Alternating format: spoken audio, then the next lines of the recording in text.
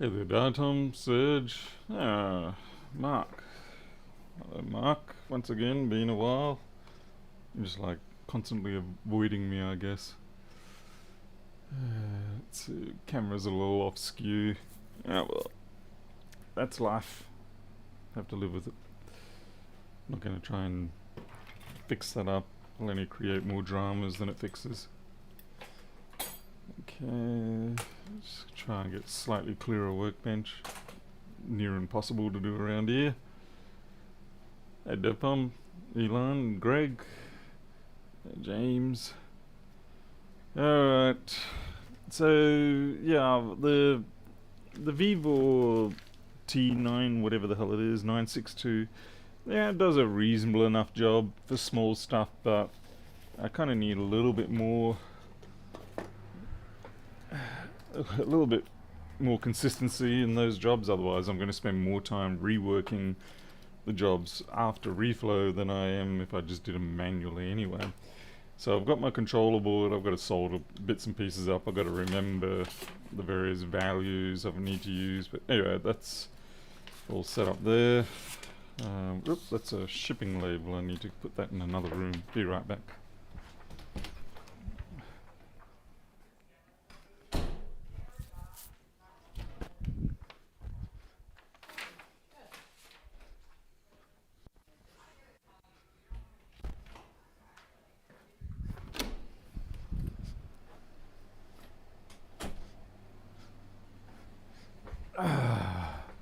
Clickable thumbnail? I don't think so. Let's see. Anyway, so we'll get that together. First I need to have a look at the oven and see what my approach is going to be with it, because each different oven requires sort of different strategies in how to make them work the best. I haven't got any insulating, what do you call it, stuff at the moment, and none of the shops had any. So it's going to have to be a non-insulated for the interim, but it's not too bad to add it later. I could use cardboard actually. In the earlier days I would use balsa wood, and you'd be kind of thinking, what the hell, why would you use balsa wood? Balsa is actually very good at insulating. It doesn't burn very easily. Not from just contact temperature. Yeah, so this is not a very big one, but I'm kind of hoping it's got 4 heating elements on it, top and bottom. And it's big enough that it should just do what I'm after. Might have to just go a little wider here. The nice thing is it's comparatively compact. The other thing that you really need to try and do is to insulate the front. So I'm trying to decide whether I can stick another plate glass on the front or just blank it out or something. I've got our little tray, which means I'm going to have to make sure I've got decent sized boards.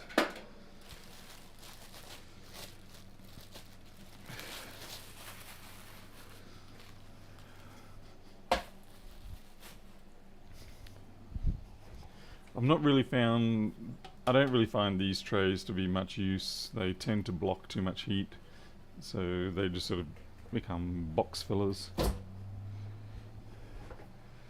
220 down here. So if we have a look inside, so you can see I've got there's 2 up the top here. There's 4 elements, and they are the darker color ones. They're not that white quartzy type stuff. I find the white quartzy ones are more infrared biased, or at least seems to be that way. These ones tend to be a little bit more thermal situation. Insulation is going to suck. Good thing to see is they've got Phillips heads mostly. And the way I do these with the minimum amount of work is that I keep these intact, and you just crank it up to maximum temperature. Hopefully I'm not going to have to bypass that. It says 220, these things are pretty sloppy, So it could probably easily go up to 250. I'm hoping I don't have to go up that high, of course. And then I leave the timer on so that I can like set it for 10 minutes, and that way the timer will cut if I get distracted by something, and maybe if the controller fails or something like that. That's always a good mechanical fail safe to have.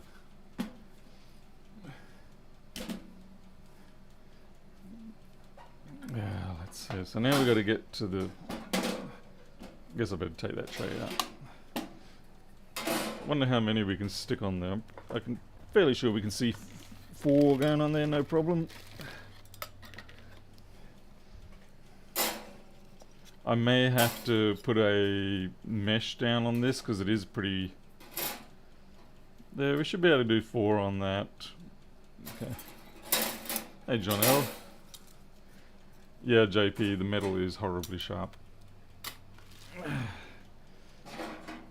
Thankfully, not my first rodeo when it comes to redoing these ovens. It's probably about the 5th or 6th one now.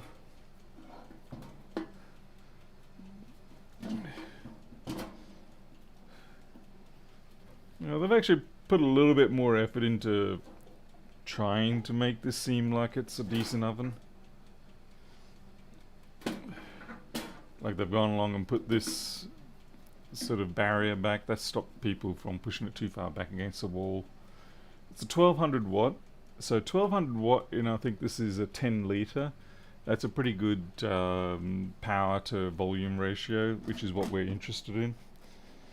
Because my 45 litre oven that I've got for drying, it's 1800 watts or so, but it's 45 litres, so you've got a lot of volume that you have to try and heat up, and it's just not going to work. Hey there, Jim.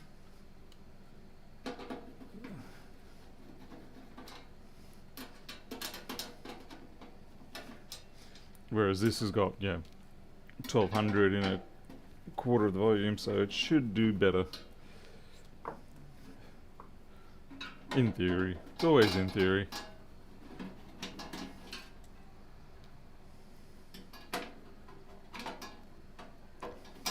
I wonder how many extra cents this cost them. Where do I put the thermocouple? Usually in through the side. To be fair, I use PT sensors, like PT 1000s. Not a fan of thermocouples. Okay, so what's the trick here? Okay. Pull off the rubber feet. Now, you don't need to see me in this. Dun, dun, dun, dun, dun. There we go.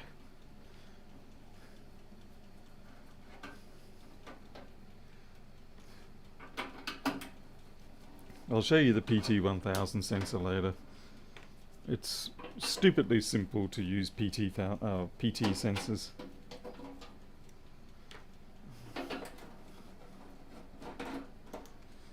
Ah yes, quality sheet metal folding.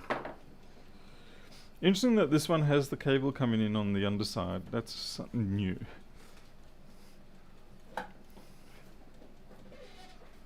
Okay, that's double jammed in there. Oh yeah, that's some shonkiness. Makes me feel, oh wow, nice bend job, guys. Okay. This is why you should never pay too much for these things. They're all complete shit. There we go.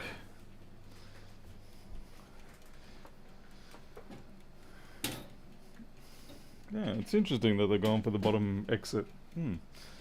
Anyway, nice simple wiring here. The gauge is a little lower than I'm used to. Interesting style of connecting the rods. So normally they would use the braided wire between these two, but they've just gone and spot welded. Nice, cheapo. I can hear the timer ticking away. So you have got 10 seconds, Mr. Daniels, to sort this out.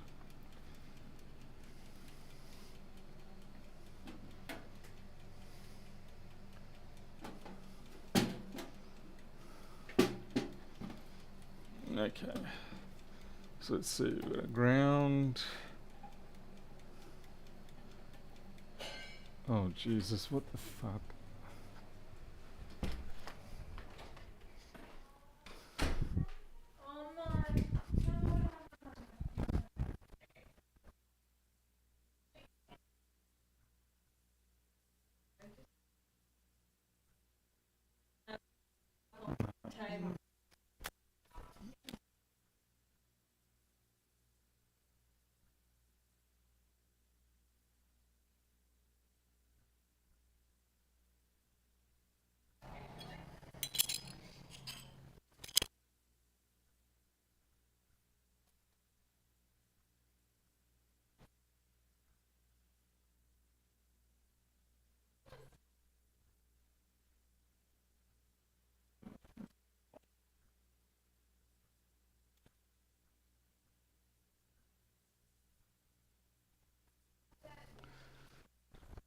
Yeah, I need a good.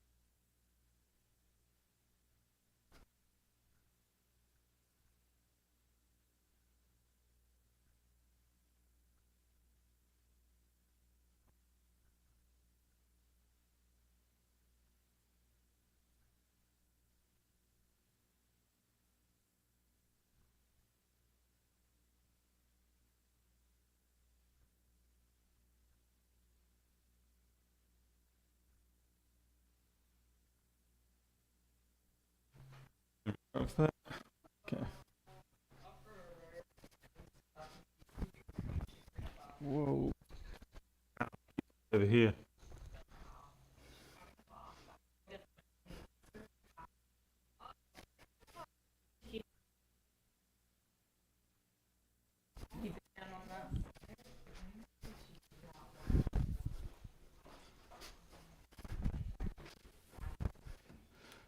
I'll lock Loki in there.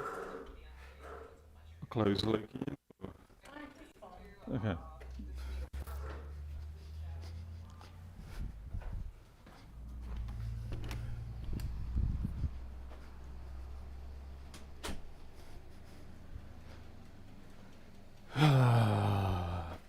Frickin' heck. Stuff just got smashed in the lounge room. Kitty cat's a little bit too eager to get to some food.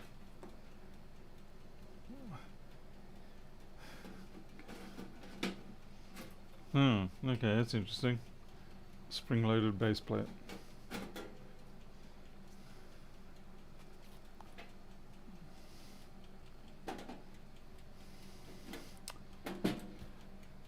Yeah, so I can fit some insulation in there. But like I said, I haven't got any today. I don't know what this thing's for.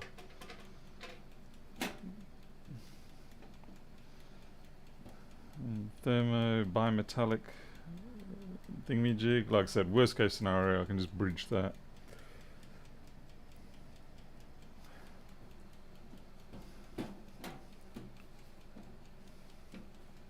Why is this still ticking anyway? Yeah, I've got the stay on option, but that's not good.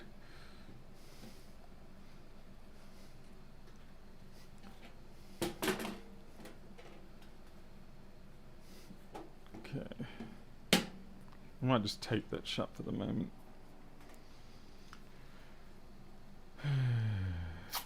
Hey there, computer. Buddha. You done with your stuff now?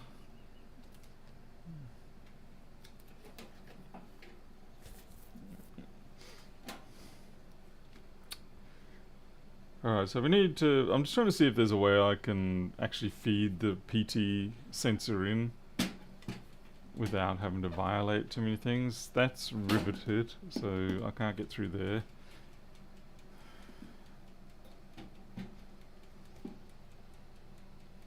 I kind of like to...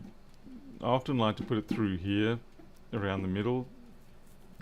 Gives a pretty good reading. Seriously, you're still ticking?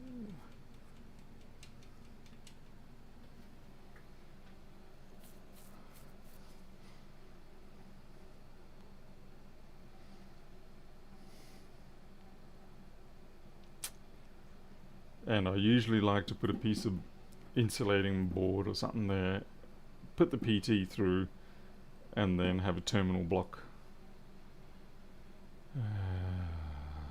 Yeah, I think we're just going to have to go that route. I almost can never get away without doing that.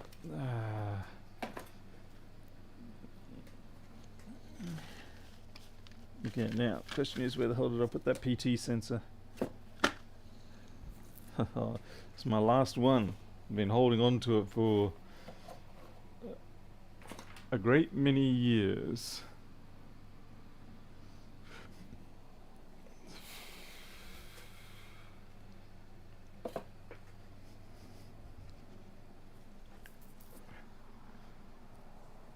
I only had it this morning, so I know it's around. Ah, there it is.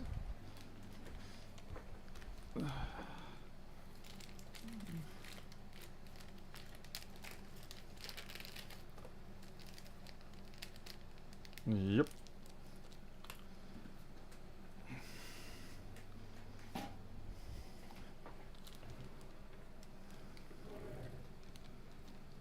You gonna work?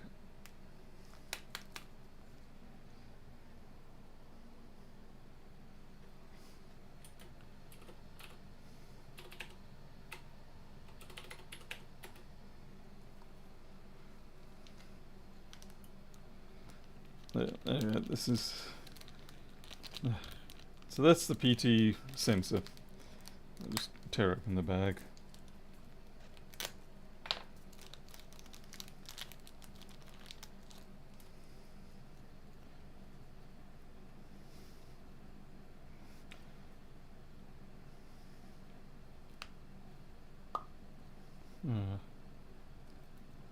Come on.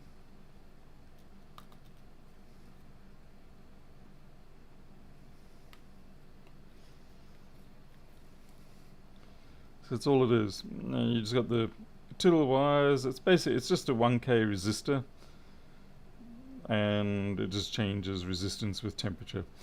And the nice thing is it will go up to a couple of 100 degrees without any trouble.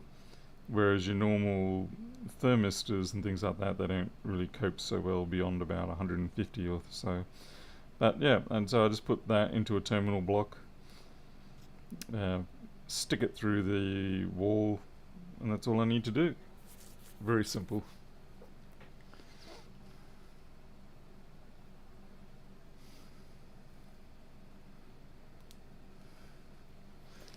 They're definitely more expensive, of course, than like a thermocouple. Thermocouples are barely a few cents.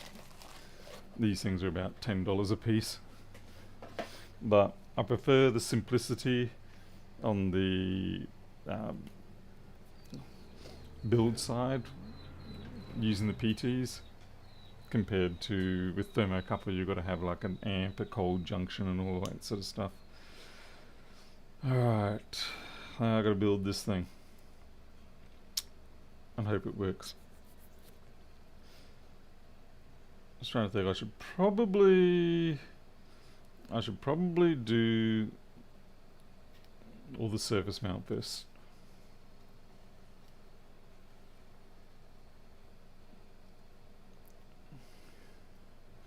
Yeah, no special stuff required for the PT1000 sensors. You can get them in 100, 1000, 10k, depending on what your application is. Alright, there's some old stuff here, and I gotta remember it. I don't recall needing that, so I'm not going to put that in. And I'm pretty sure that's my serial header, so I'm definitely going to put that in. That there is a local temperature sensor. I think it's a TC77 or something like that. We're not going to bother with that. Yeah, we're just going to pretty much go dead simple. Yeah, no cold junction required.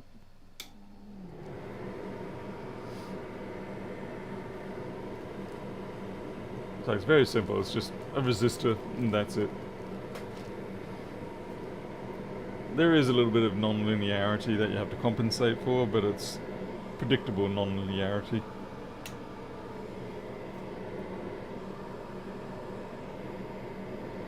Right, we're just going to do a flux smear all over this pretty much, because we're going to need it everywhere.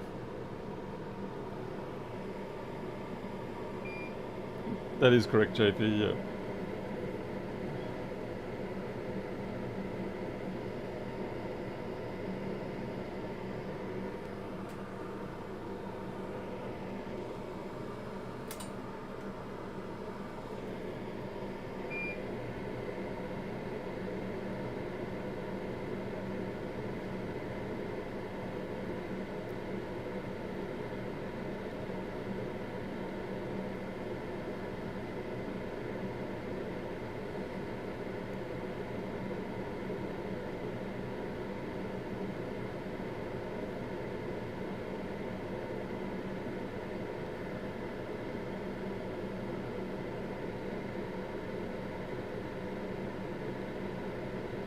I think that's everything.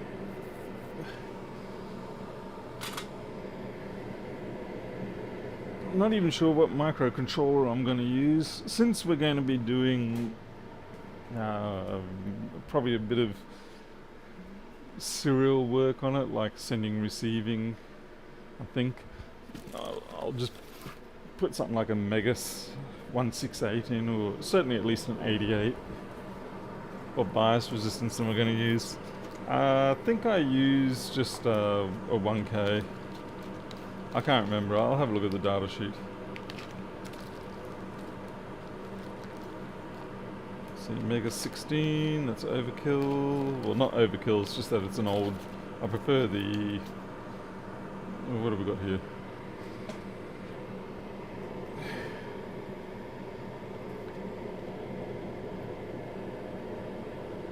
Tiny 48. That, unfortunately, we can't use because it doesn't have an ADC on it.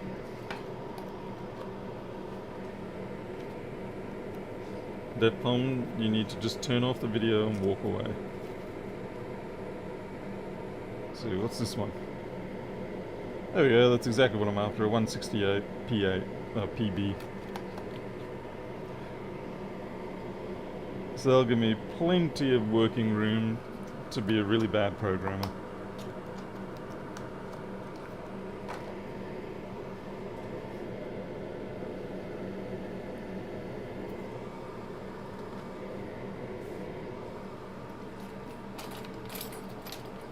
The original design of this board, I think I did, well, it'd be about 12 years ago now. And I think at the time I used a Mega 8. And since then it's just sort of like being upgraded bits and pieces at a time.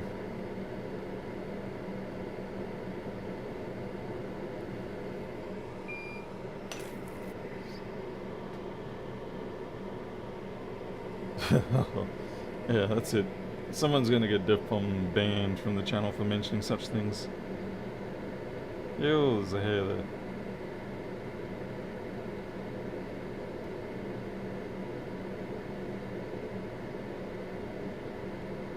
Yep, good job, Paul. Fatigued the legs. That's great.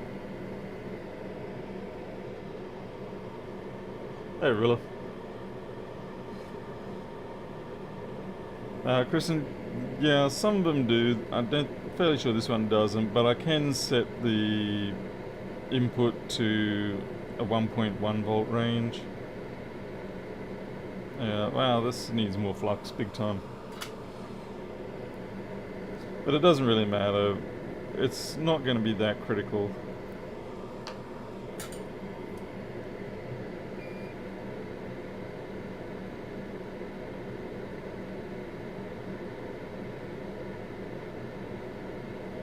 Bridges are normal.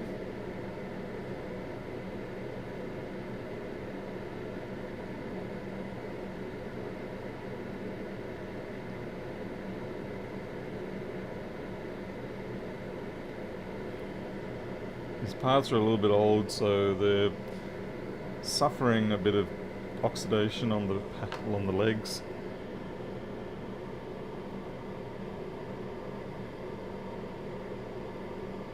Python, what the? I see people are out to troll me today.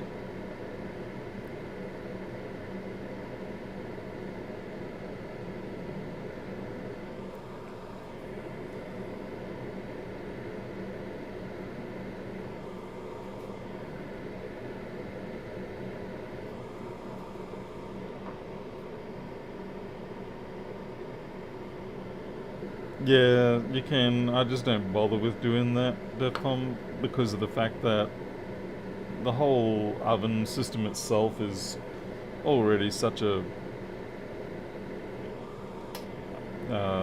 messy mess when it comes to accuracy. It's like, yeah.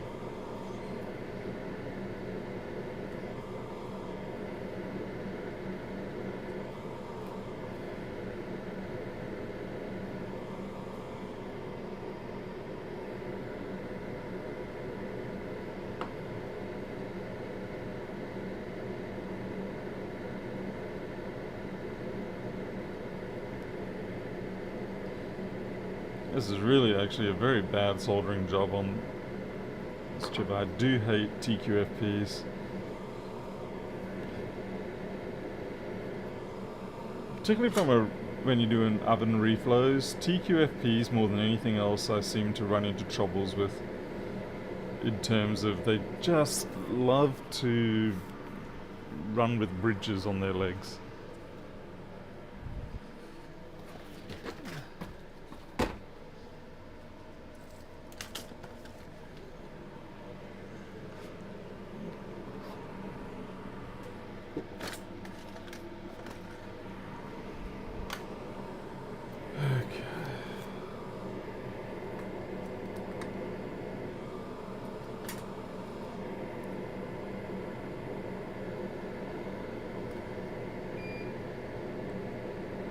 Oh boy, which one of you is the...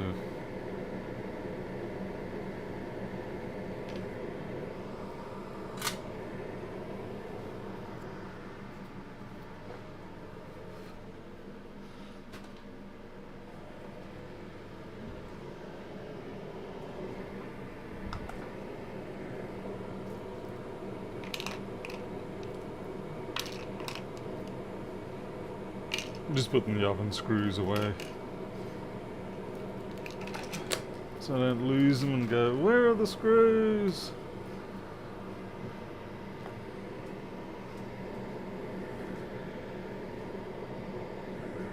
Yeah, no, I passed on the 144s. When I was doing some rework on the capture card controller, and there was another, what was it? Oh, there was an ultrasonic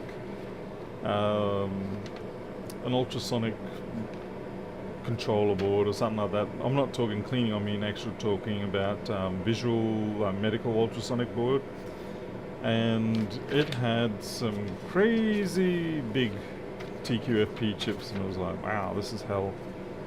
Anyway, I'm just looking for, what am I after? R8. Ah, there you are.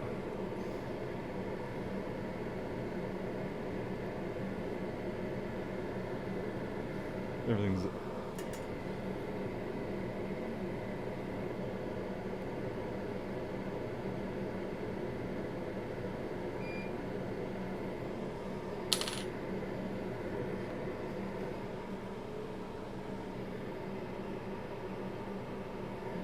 No, not really, Elon, because I don't have a stencil.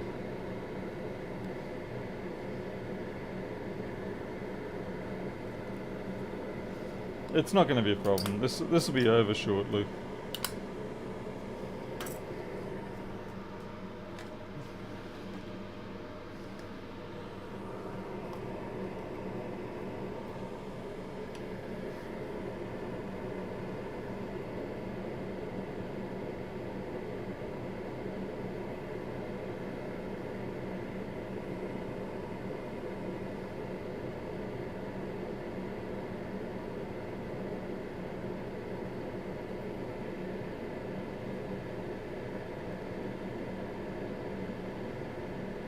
So many capacitors around here, 90% of them aren't of any use.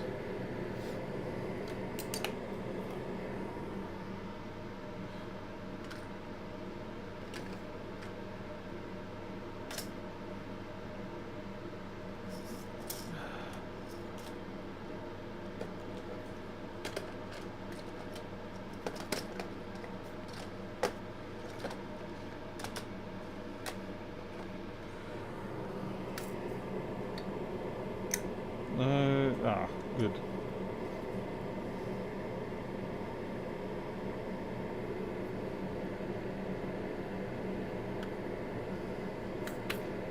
It's more a case of I don't have all the parts all in one area, so I've got to jump around and pick up different containers. Okay.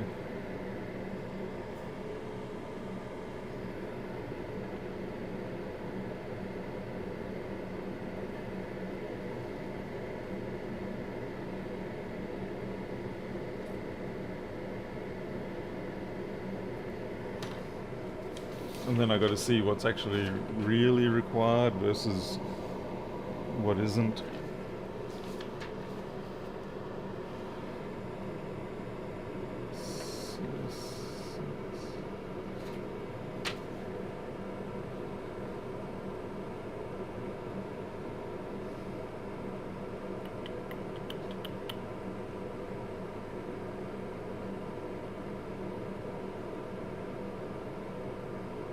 Wow, Paul, you've really done a crappy job here.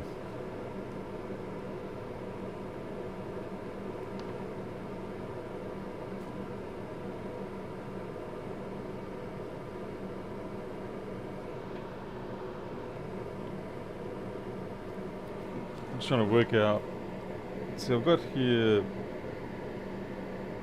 Yeah, I left my damned numbering wrong. Now I know what they are, but I'm pretty sure that's a big fat cap.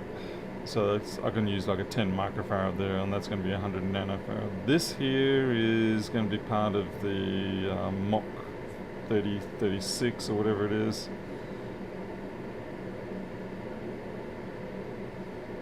That one there should be about 1K.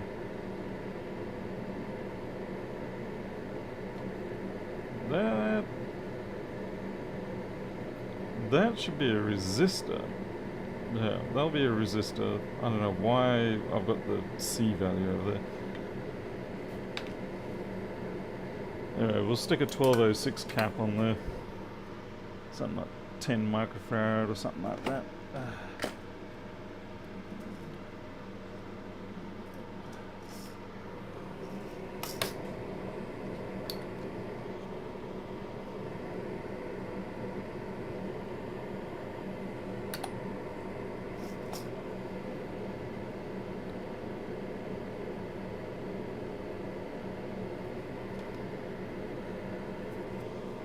Kind of curious though why I have got, if that is the resistor for the Mach, why I've got it so close to the input power. It might have been that I was trying to avoid any AC stuff. See you, Defcom. Yeah, go edit that video, or else you regret yourself later. Ah, that's dodgy. We'll reflow that.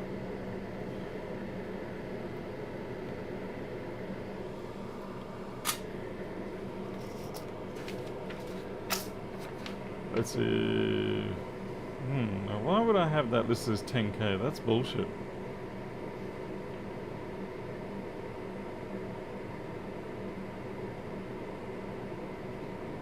That shouldn't be anything more than about 220 ohms.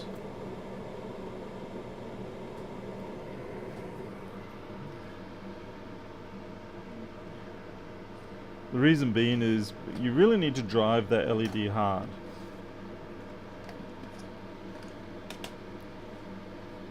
Not so hard that you're going to burn it out, but you do need to drive it moderately hard.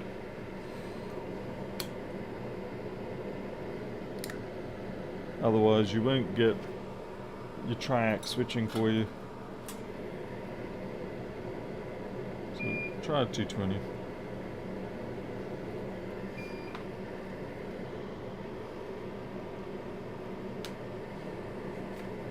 You could do an easy bake for reflow. Controlling it properly is the fun part.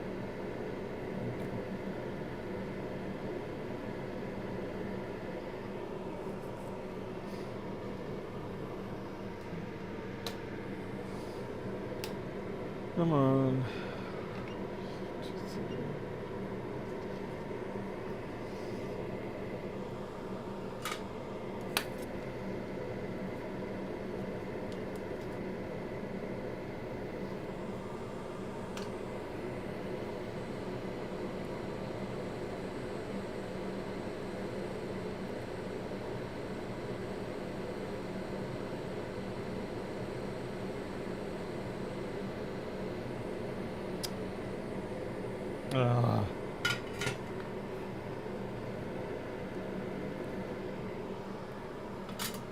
There's just too much solder on those pads, that's all. So I'll deprive it of some solder and reflow it. What I did wrong there is that I had them too close together, so I wasn't able, and then they're on the ground plane that I hadn't done.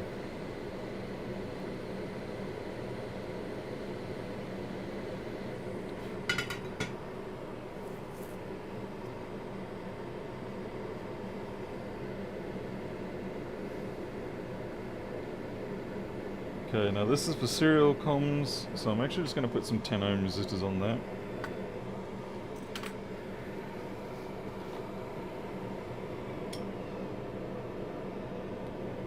Shame I can't... Just thinking, shame I can't put a CH340 on here somehow.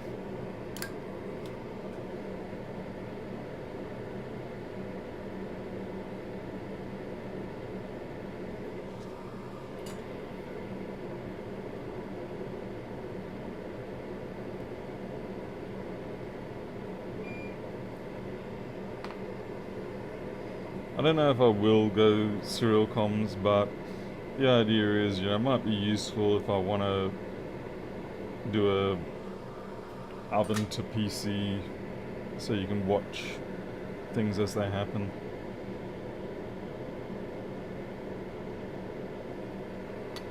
Screen printing really sucks on this. So that's R something, C3 and C something.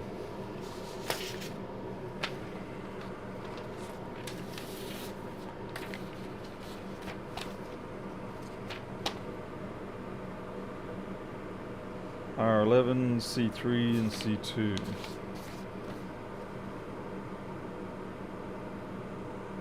Okay, R11 is a pull-up. Technically it's not actually required. R11 is a pull-up, but I actually just do the pull-up internally. C2 is 100 nanofarad. So is C3.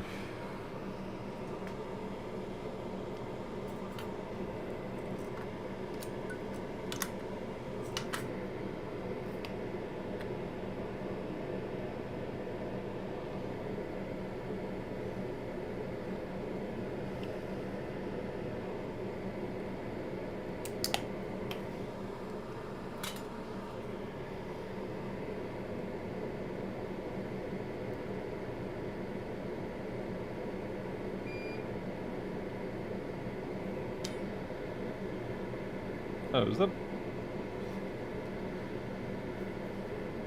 Yeah, that's cool. Yeah, I'll do the pull-up internally in the firmware rather than externally. Hey, young Zimmy.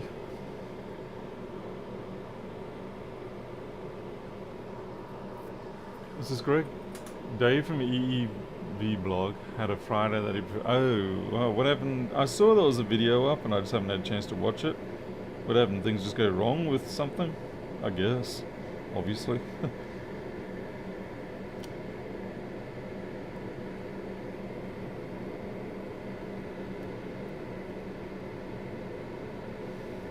Yeah, that's backlight, which we don't use on these. I'm pretty sure that's 10k and 300 ohms there.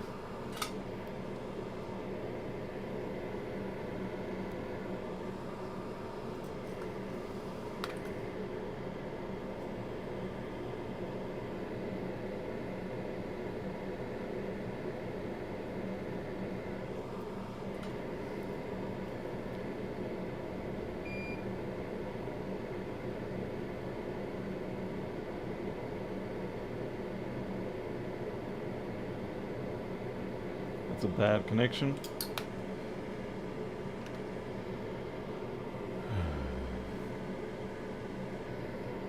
It's all good, we'll clean it up. There's just no flux there, that's all.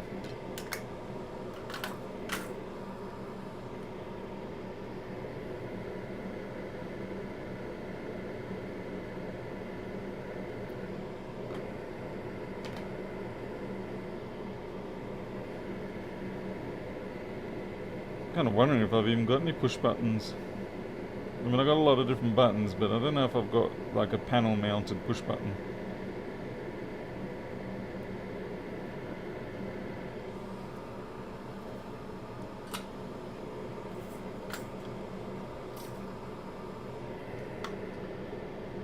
He was reassembling a digital scope. He tried to put the mainboard on backwards, did not realise why it was not fitting. He was wearing an anti-static strap which knocked over the container. Oh. See? Anti-static straps cause damage.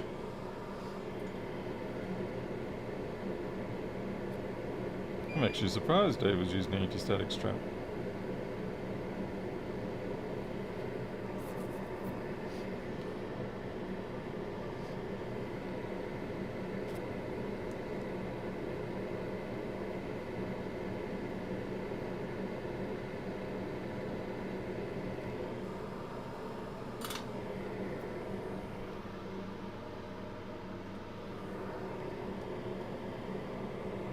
Hello, Pedro.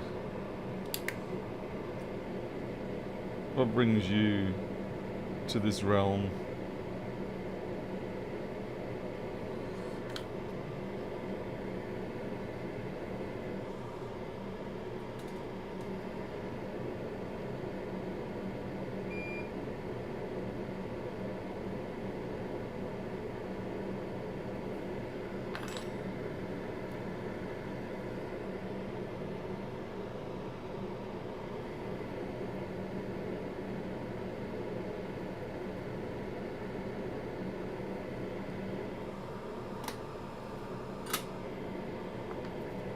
Like I said, the LCD panels I use, they don't have backlight. This was originally designed when I thought I'd go fancy and I had a backlit white and black LCD.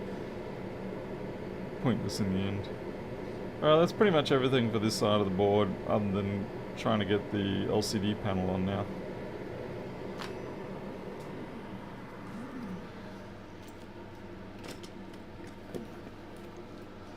Yeah, I just gotta find the right screens.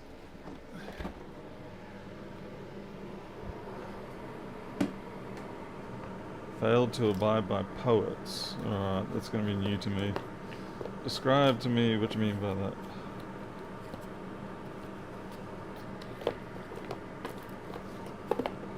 Oh crap, I've got multiple boxes here and I don't know what's what. Pretty sure the ones I got here are, yeah, junk. What's this? Oh, you gotta be 3v3s. Yep. Yeah. I've got a bunch of panels here, but they're 3.3 volt ones, and I need the 5 volt ones. It's kind of funny. I bought the 3.3 volt ones for the USB-C meters. That was 16x2 configuration. But after trialing them out, I've decided, nah, don't like them. So now I've got a bunch of 3.3 volt 16x2 matrix displays that I probably will not use until I throw them out or get rid of them, and then the next day I'll be like, oh, I could do with those.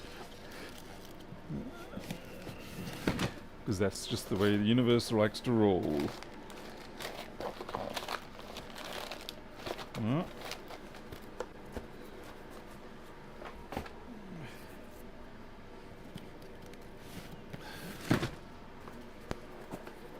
Aha.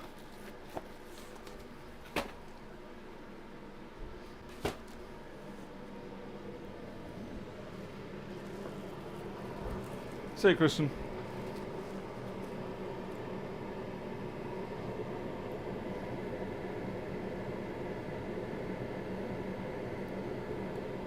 I always forget which way is which on these. There, so 16 is where you normally put the backlight power in. And as you can see, there's no population of backlight there. So 1 is flip's sake.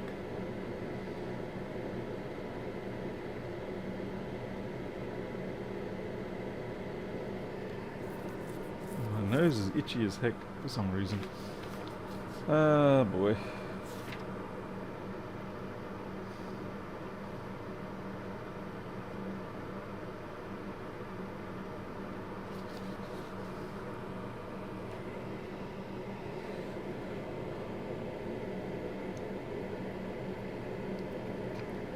Okay, so I think it will be lining up like this.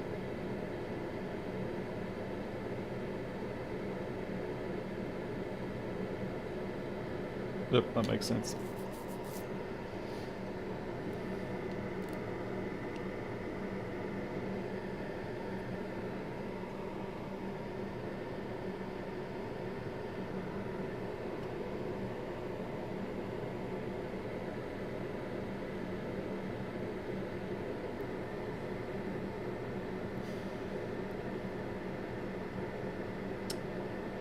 Kind of would have liked to... I suppose I could just run a cable, though that's pretty nasty.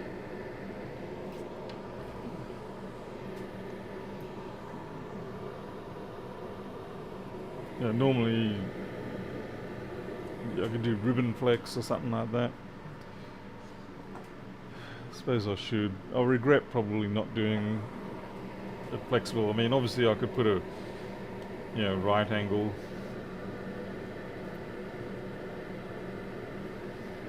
I could also stack it like that.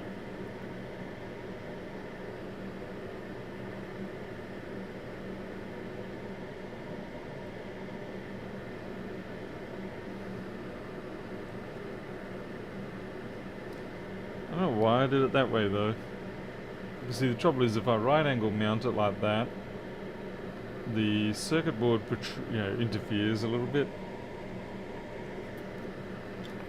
I'll get some right angle headers and see what it looks like.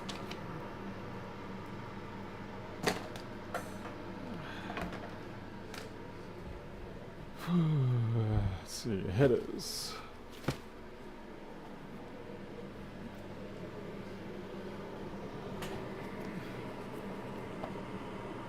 Maybe actually, you know what, I'll just run some sockets on it.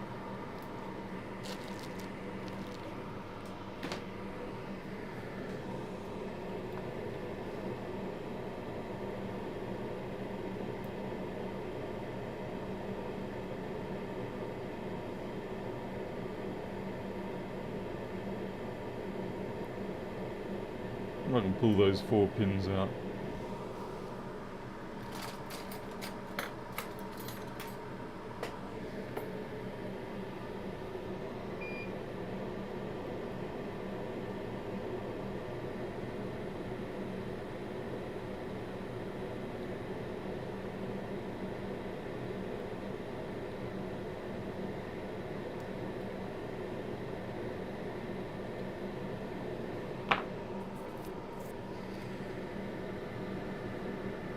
The other question is, should the board have the socket or should the board have the pin headers? There's always a debate for you.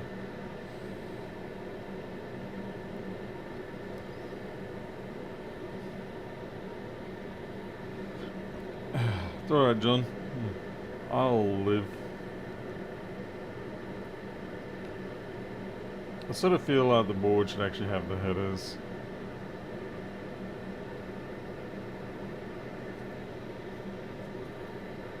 Greg says the socket. You're not helping, Greg.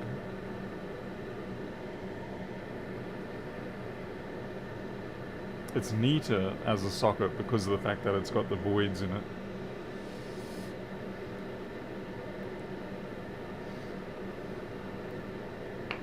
Yeah, since it's neater, I'm going to do that.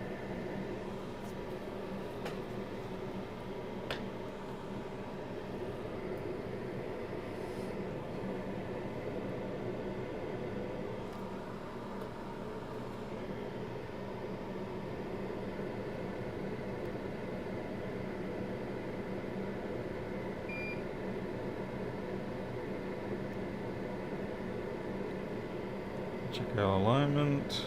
Definitely not even remotely close.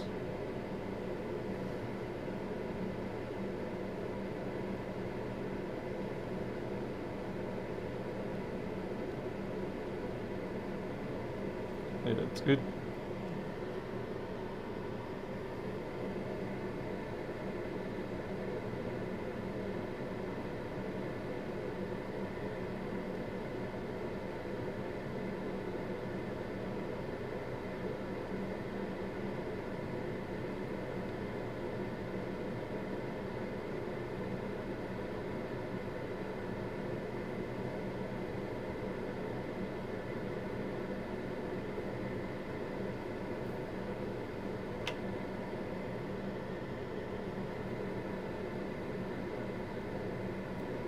Ouch.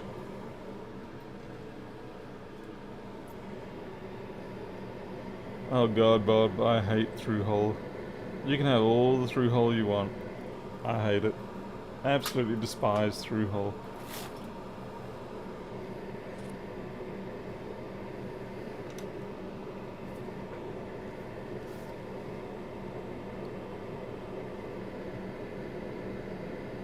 Yeah, it's a little bit twisted, but that's life.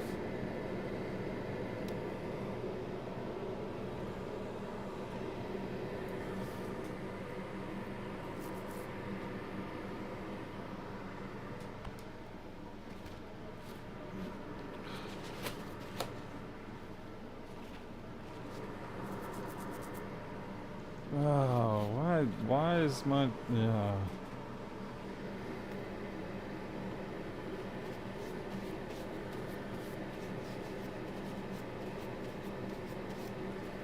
I've got flux residues over my gloves and it's annoying the living daylights out of me.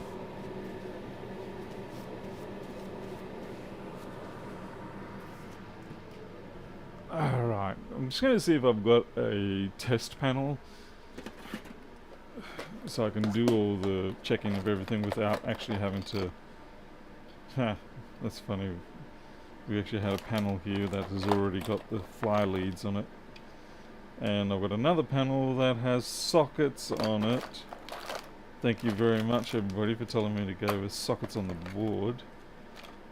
Hate you all.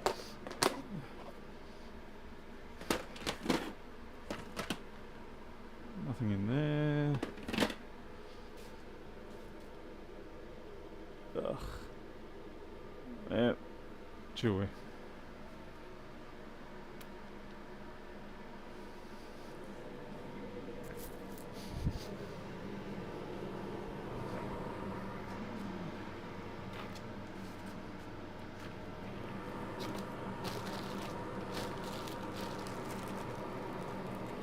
Was I stupid enough to use small... oh my... hey, I actually got those buttons right. Okay, cool. We need them for later.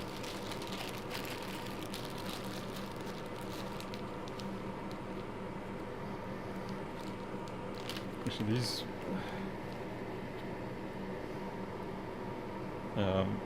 kind of prefer these ones.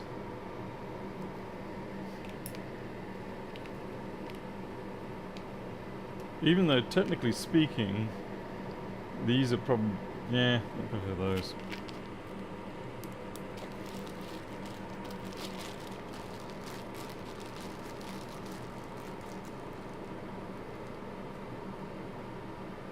Yeah, Mark, it'd be good to actually hear from you.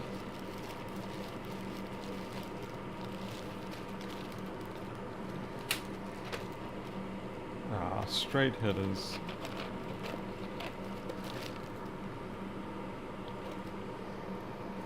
Some right angle. Ah, some more right angle.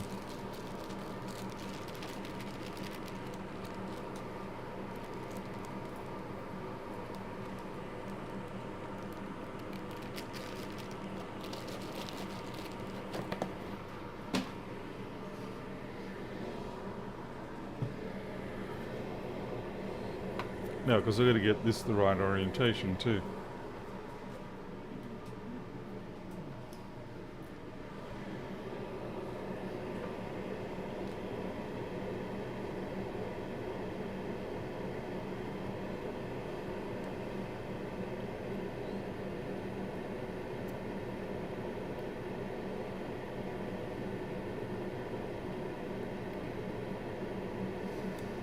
Yeah, I'm going to need the full length.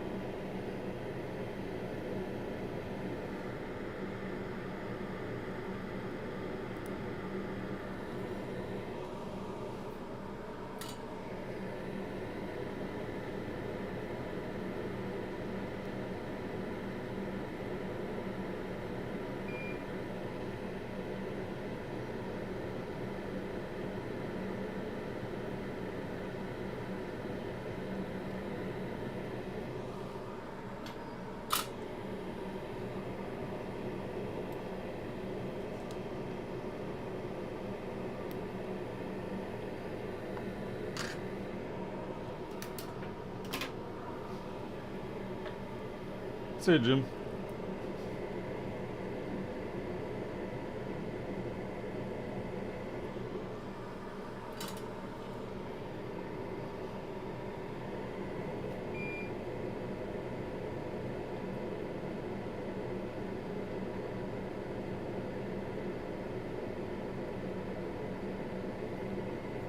Bit awkward trying to get the angle in when you've got that metal plate there in the way.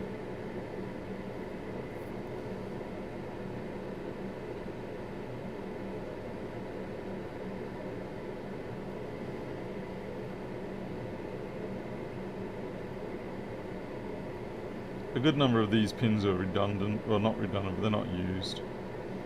So the correct term to use there is vestigial. They're there, but for no real purpose anymore.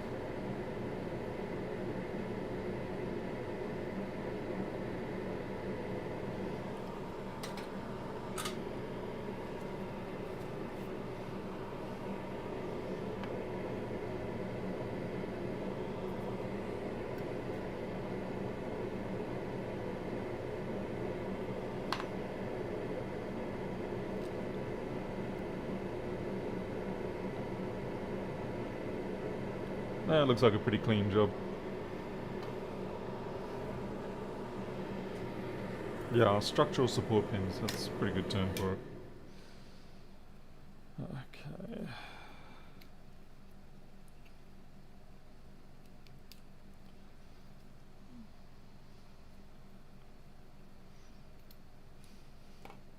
Hopefully that works. Alright, now I've got to flip it over.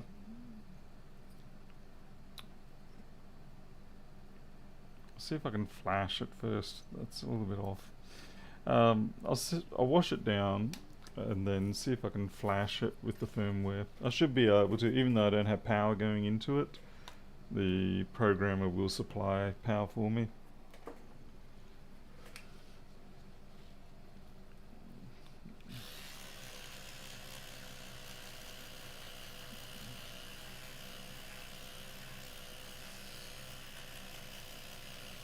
If I wanted to be really precise, I could put that resonator crystal on there, but yeah, in terms of clock time and stuff like that. But like I said, we're dealing with a toaster oven, for God's sake. You know, it's just not worth doing that. Over the course of the running period of the reflow, you're probably not going to be out more than a second or two, maybe. Even if you're 5 seconds out, it's really not going to make any difference. The humidity in your room, the ambient temperature of the day, all that sort of stuff, that's going to have a far greater influence.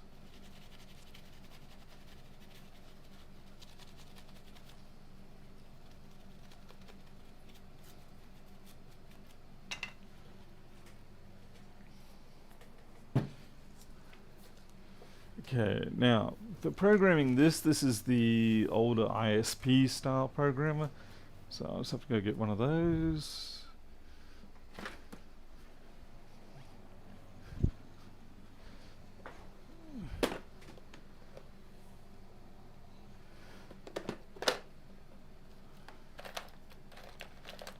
And hopefully Mr. Daniels he did not put it back into the box. I wish these programmers still worked, but they blew themselves out. This is my serial bridge thingy. This here will plug into, if I put the right socket on there, that will be my serial bridge.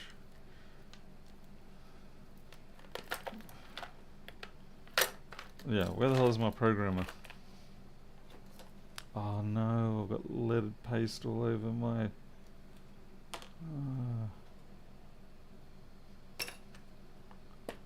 better clean that up now before we forget. And then I'll be like, tastes good.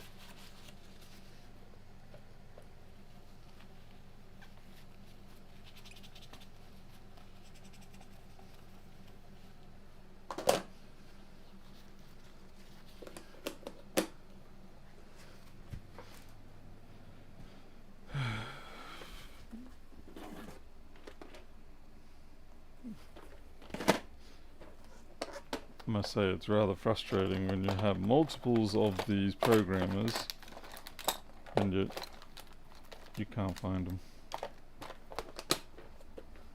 I'm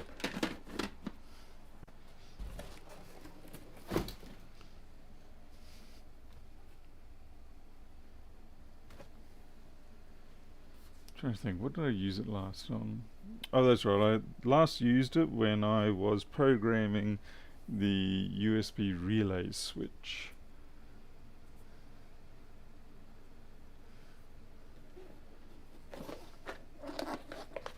And lo and behold, I found it.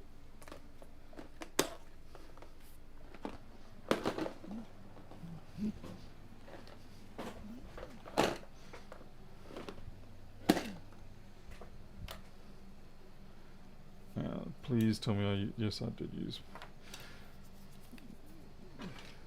Sometimes I use 1.25 mil pitch for the ISP. Thankfully I did not this time. Okay.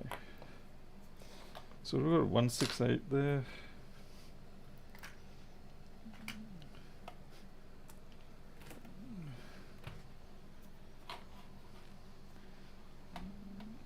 Come on. Get quad mode.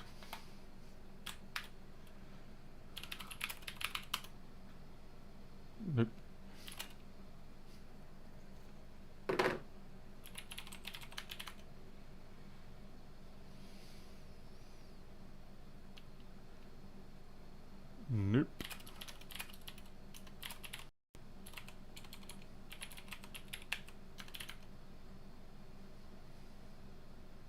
come on, where's my oven? Right, it'll be in here. There we go, reflow oven.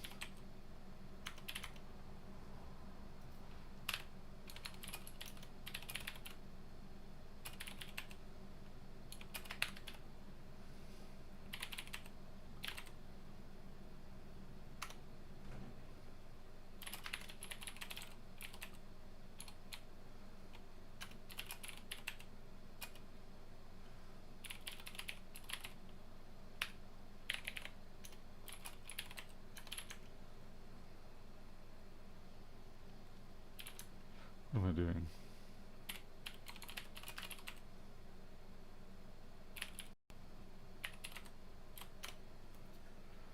Hey Rob, finished throwing up yet?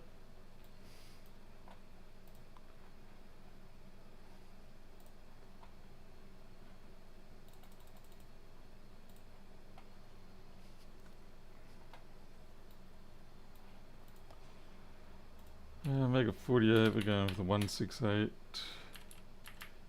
Why am I doing duplicate stuff like this? Pains me to see myself doing this. Okay. You did poke Lewis, yeah, he's probably hiding.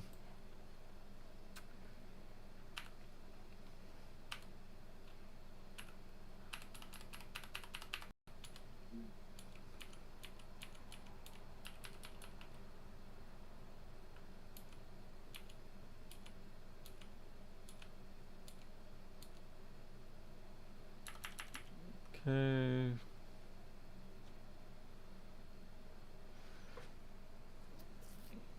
Well, I'm not sure if all the ports and everything are right, but we'll give it a whirl.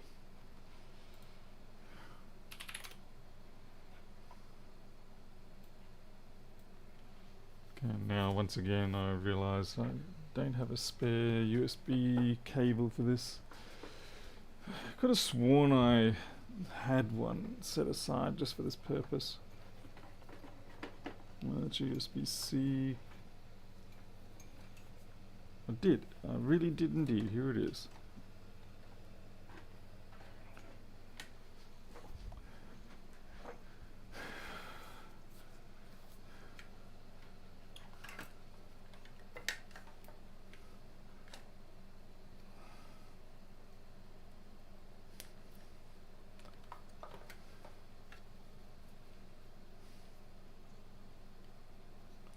Okay, well, we know we've got some power going on there. What's this? It is a PB, yeah.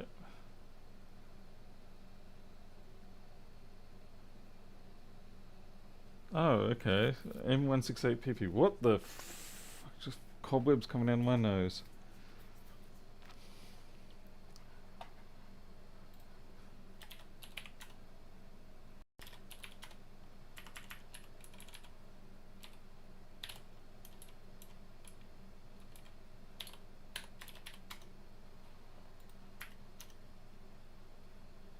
There we go. Alright, well, at least it programmed it, so that's a good start. Now, to see if it actually displays anything.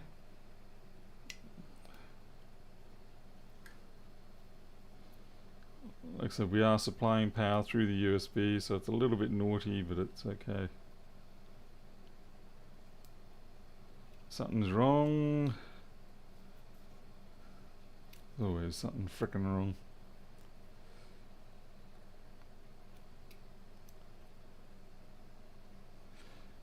Did I get it backwards? Well, one way to find out if I got it backwards is put it on backwards. But now my cable can't sit in the... Why do you hate me, universe? Why do you hate me so much?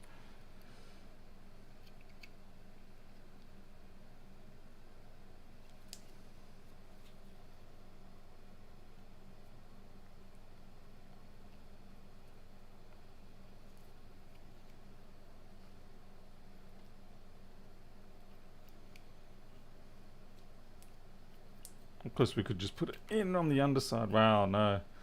Okay, what the hell's going on here? It really does not approve of the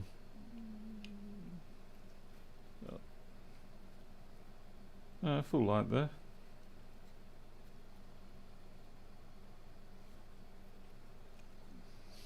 Something not right.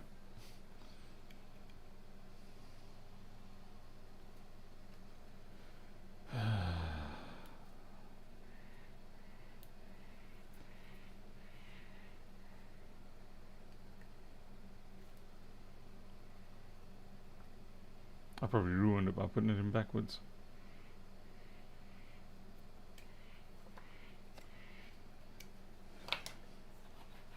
Oh yeah, something got hot.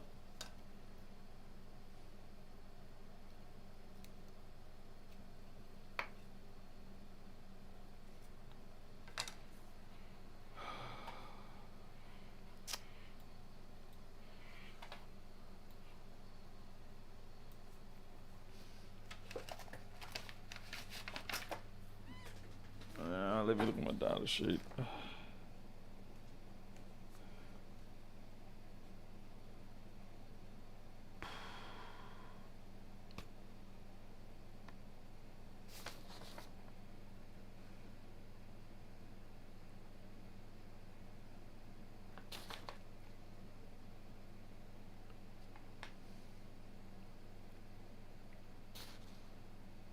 Well, it seems like it should be right.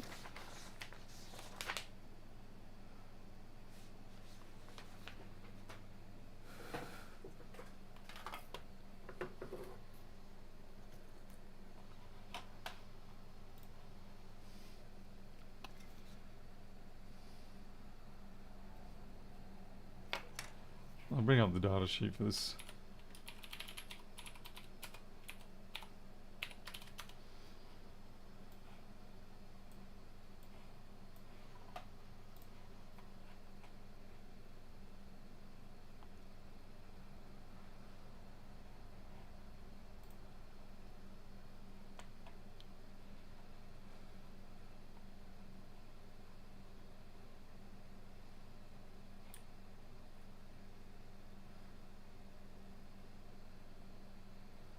Okay, they're pretty sneaky at times with the way they deal with this stuff. So they actually got 16. Okay, so pin 1 is LED. I really did fuck up. Yeah, Mr. Daniels effed up. Nice misjudgment, Mr. Daniels. You burnt it out.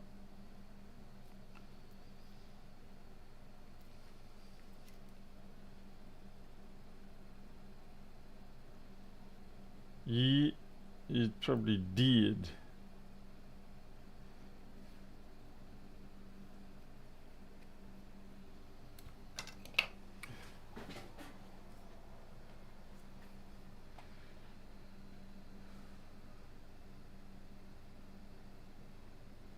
So the internal one is the LED. Wait, what?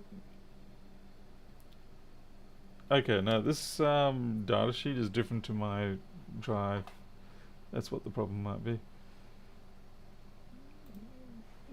See, if I look at this, it says pin 16 is here, whereas on this one, pin 16 is there, whereas that's pin 1 on this one.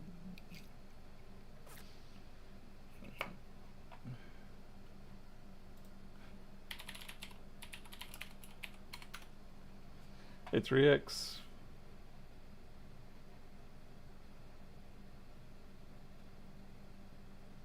Maybe it's the A.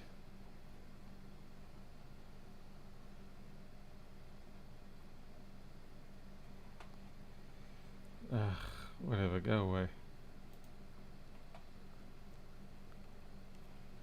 Looks like the same data sheet.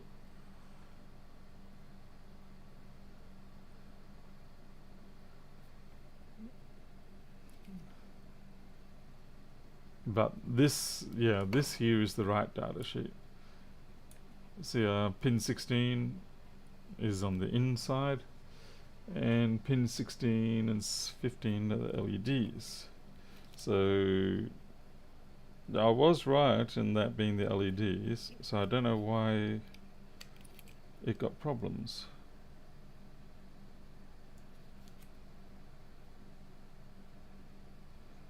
It's got contrast wrong.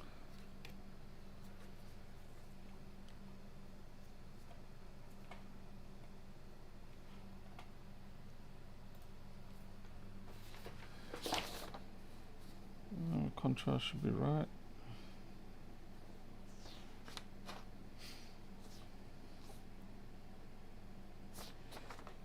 Okay, at this point what I'm going to guess is that I've got different pinnage compared to what's programmed.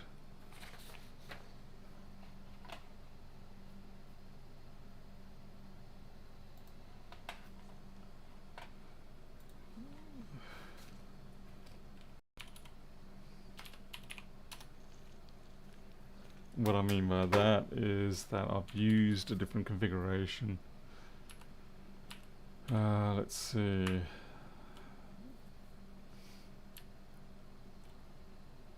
No, I don't think I do have bridges because it programmed fine.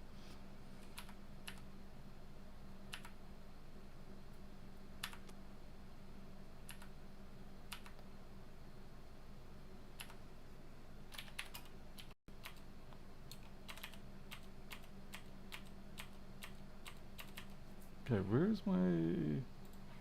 what's going on here? Where is the LCD stuff?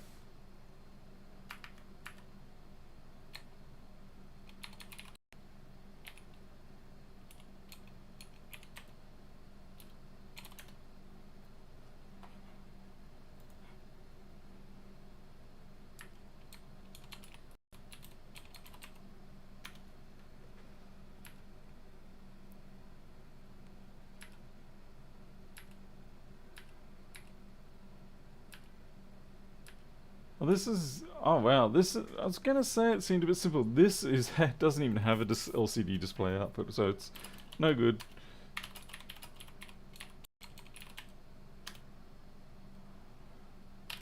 I was wondering why things were a little weird. Very compact code. Let's see, projects. No.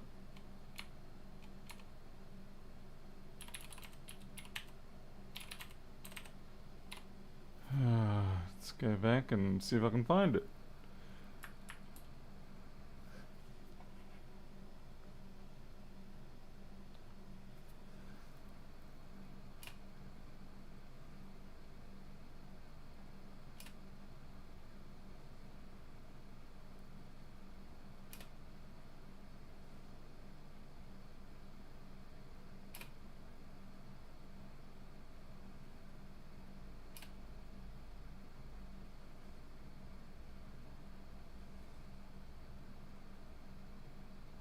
Alright, joy. Can't find it anywhere in there.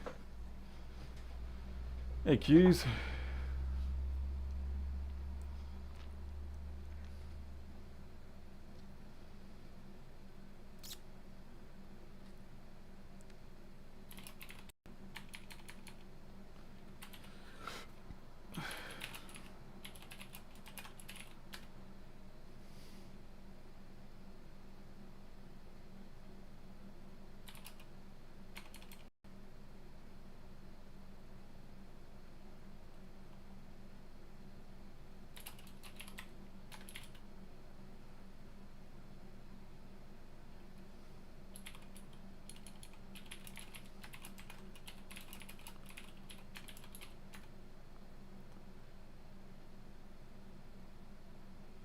Yeah.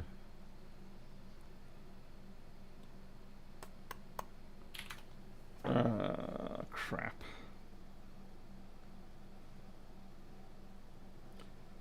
Well, I guess the first thing we'll do for testing it, we'll load it up with the drying oven.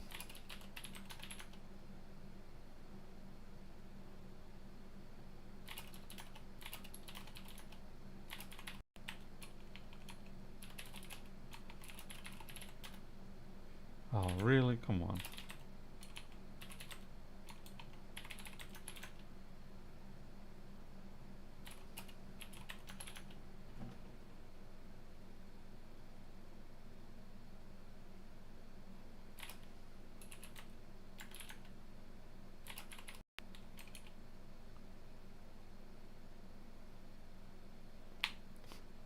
I saw the drying oven like 5 minutes ago.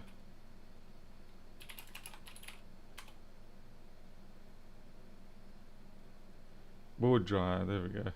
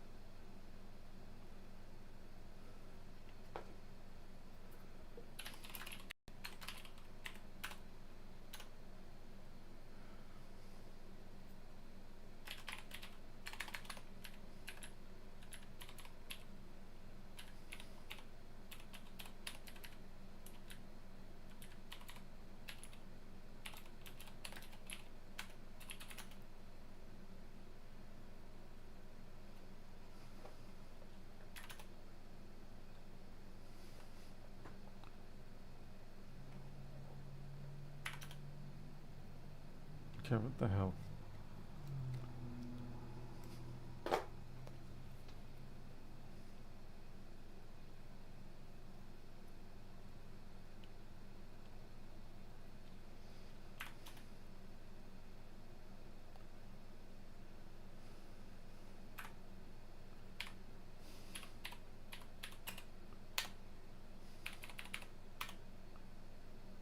Oh, hit that.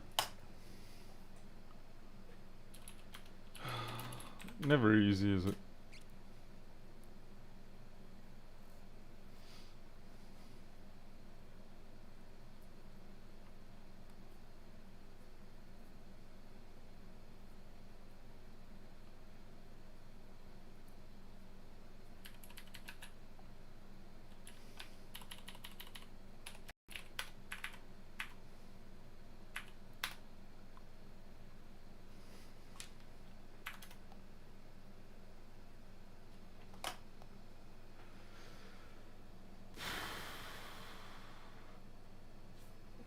Alright, let's try just disconnect it.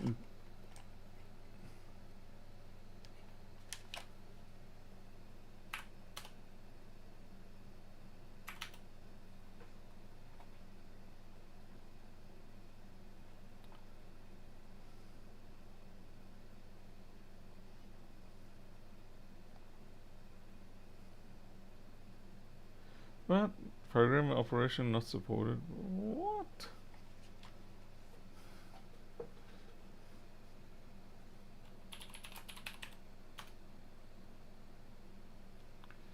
Okay, so it's found the tiny.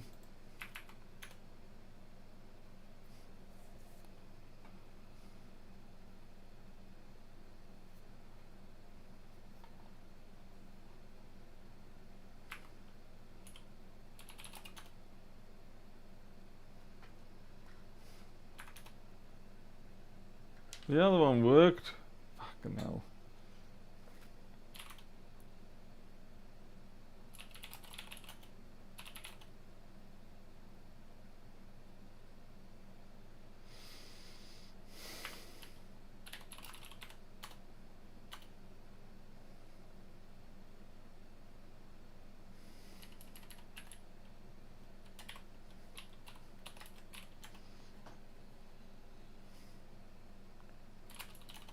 Okay, let's try.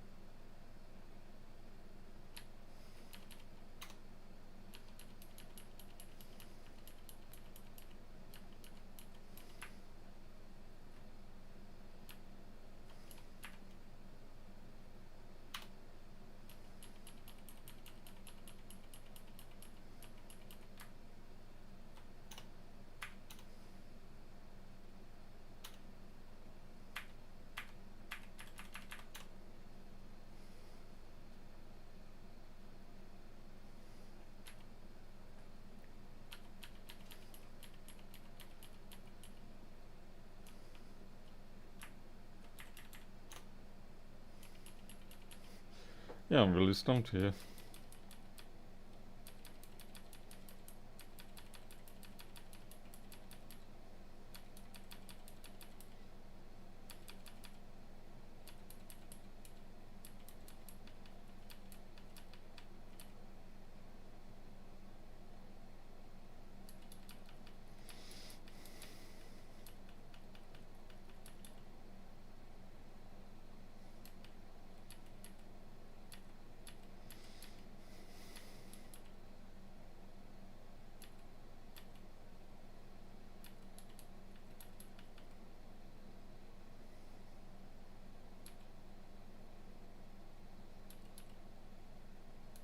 Wow, that is an old project. Oh my goodness.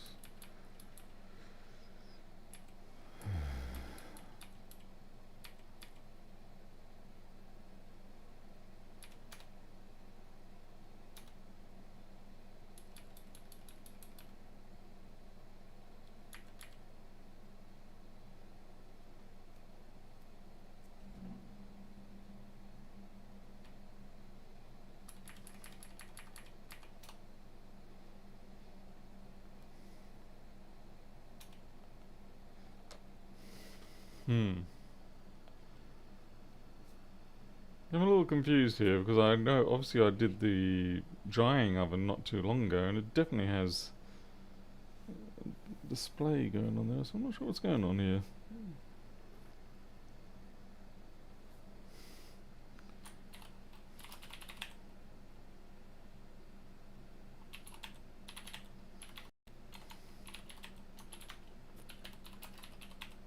I'm just gonna, we know this worked, so we'll just put in the 168PB again and just make sure that we haven't actually cooked um, the controller itself.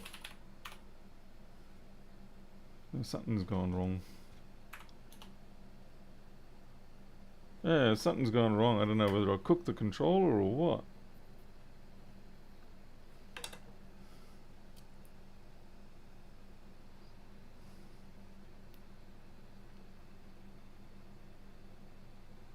I wonder if I blew the fuse on it.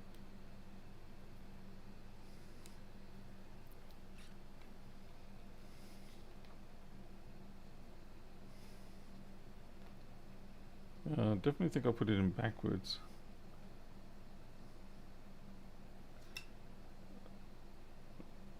I'm genuinely confused here.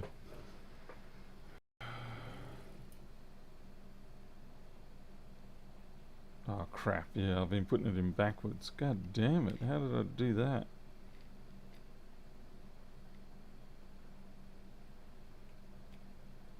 Still doesn't make sense. Okay, yeah, that's programming now. God damn it.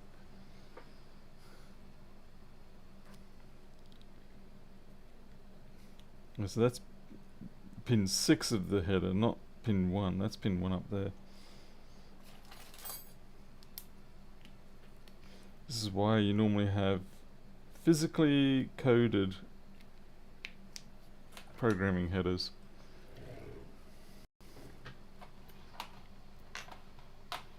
Keyed, rather.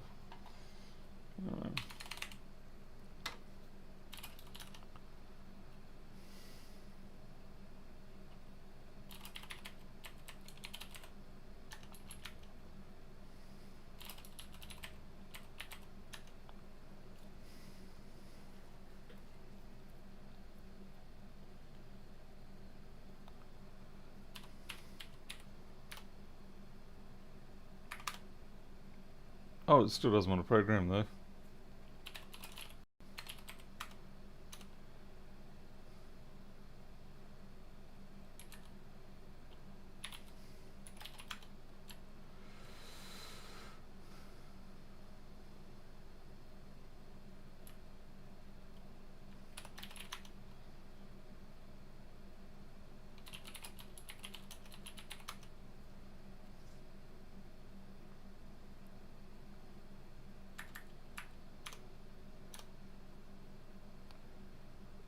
Okay, it doesn't like doing the fuses for some reason. Alright. Maybe that's the problem. Yeah, now everything's broken. I feel like crying. So this is definitely not the reflow oven. What do you mean all these ports aren't defined?